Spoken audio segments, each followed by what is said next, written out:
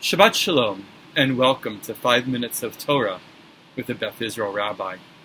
It is a pleasure to once again have an opportunity to speak to you from Australia. I, with my family, have arrived back to Australia and have now settled down in Sydney after we spent a little bit under 2 weeks in New Zealand. I've had a wonderful time. This month of travel was fantastic, an opportunity to learn, an opportunity to spend time together as a family, to learn about Australia and New Zealand. And now that we're here in Australia and Sydney and settled down, it's also quite comfortable. We are staying in an apartment that's on the water with a beautiful view. Yair and Naomi have begun Mount Sinai College, the school that they're going to. They absolutely love it. The education is great. The teachers are wonderful. They're making some friends. And Avishai is doing study on his own and with a tutor preparing for his classes at King David High School for when he returns in April. And while it has been fantastic in Sydney, especially as a beautiful city with Jewish and kosher amenities, we also know that in North America, unfortunately, things have not gone so well, especially in the last couple weeks. And my concern is certainly very strong for what is taking place. Firstly, south of the border, and the political turmoil is very disturbing. What is happening in the United States is of grave concern, not only to me, but I know to much of our congregation and, of course, the world. And as Canadians, we are all in mourning, deeply saddened by the attack on the mosque earlier this week in Quebec City. This is a tragedy that makes no sense. In a country that is defined by tolerance, to have such intolerance and hatred that can lead to the murder of innocent human beings is simply not acceptable. We all have questions of how something like this can happen. And of course, we find in Jewish tradition answers to the questions of why bad things happen, how tragedies occur.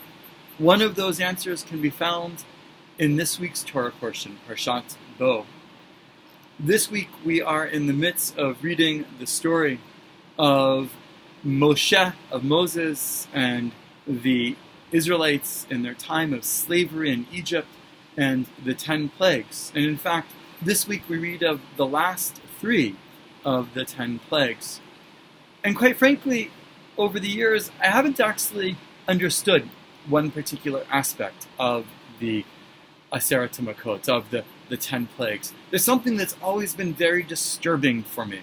And one of those aspects actually is found in the very beginning of this week's Parsha. In the beginning of this Parsha, we begin by God reminding Moses that God has hardened Pharaoh's heart.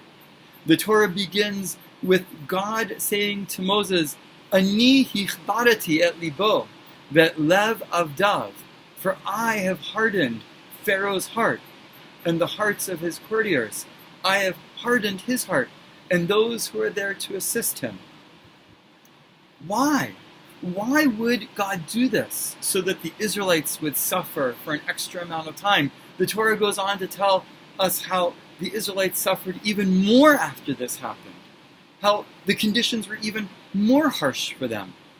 And of course then we know that the Egyptians are stricken with plagues because of the hardening of Pharaoh's heart. And even Pharaoh suffers. It doesn't seem to make sense.